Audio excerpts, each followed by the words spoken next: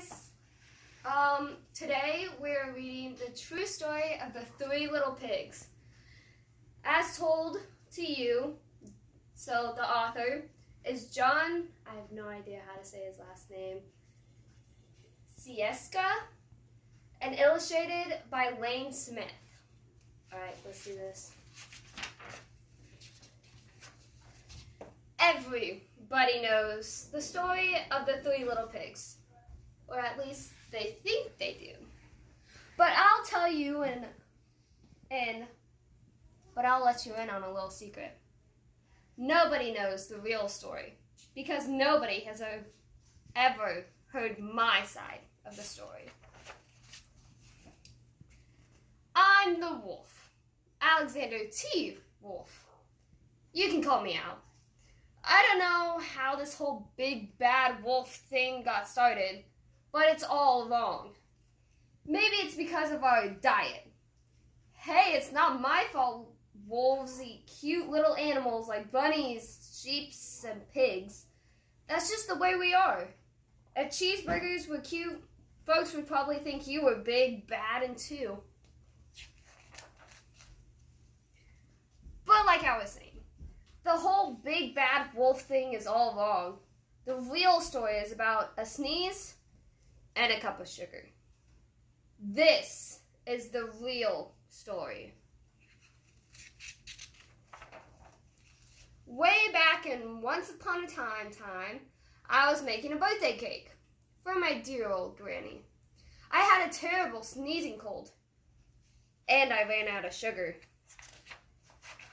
So I walked down the street to ask my neighbor for a cup of sugar. Now this neighbor was a pig, and he wasn't too bright either. He had built his whole house out of straw. Can you believe it? I mean, who in his right mind would build a house out of straw? So, of course, the minute I knocked on the door, it fell right in. I didn't want to just walk into someone else's house. So I called, little pig, are you in? No one answered. I was just about to go home without the cup of sugar for my dear old granny's birthday cake. That's when my nose started to itch. I felt a sneeze coming on. Well, I huffed, and I snuffed, and I sneezed a great sneeze. Uh-oh. That looks like a mess. And you know what? That whole darn straw house fell in. And right in the middle of the pile of straw was the first little pig, dead as a doornail. He had been home the whole time. It seemed like a shame to leave a perfectly good ham dinner lying there in the straw. So I ate it.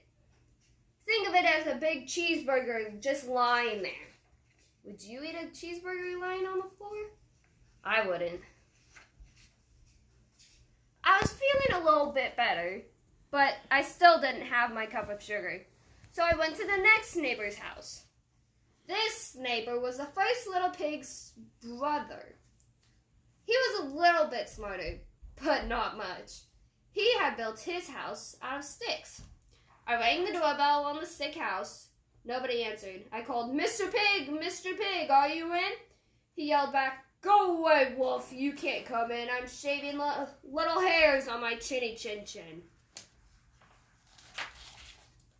I had just grabbed the doorknob when I felt another sneeze coming on. I huffed, and I snuffed, and I tried to cover my mouth, but I sneezed a great sneeze. And you're not going to believe it, but this guy's house fell right down, just like his brother's. When the dust cleared, there was the second little pig, dead as a doornail. Wolf's honor. Another mess. Now, you know food will spoil if you just leave it out in the open. So I did the only thing there was to do. I had dinner again. He must be getting pretty chubby. Think of it as a second helping. I was getting awfully full, but my cold was feeling a little bit better. and I still didn't have a cup of sugar for my dear old granny's birthday cake. So I went to the next house. This guy was the first and second little pig's brother. He must have been the brains of the family. He had built his house out of bricks. I knocked on the brick house. No answer. I called, Mr. Pig, are you in?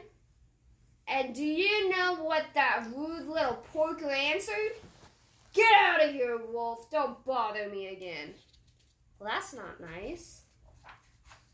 Talk about impolite. He probably had a whole stack full of sugar and he wouldn't give me even one little cup for my dear sweet old granny's birthday cake. What a pig. I was just about to go home and maybe make a nice birthday card instead of a cake when I felt my cold coming on. I huffed and I snuffed and I sneezed once again. The third little pig yelled, and your old granny can sit on a pin. Well, he's just right down mean, isn't he? Now, I'm usually a pretty calm fellow, but when somebody talks about my granny like that, I go a little crazy.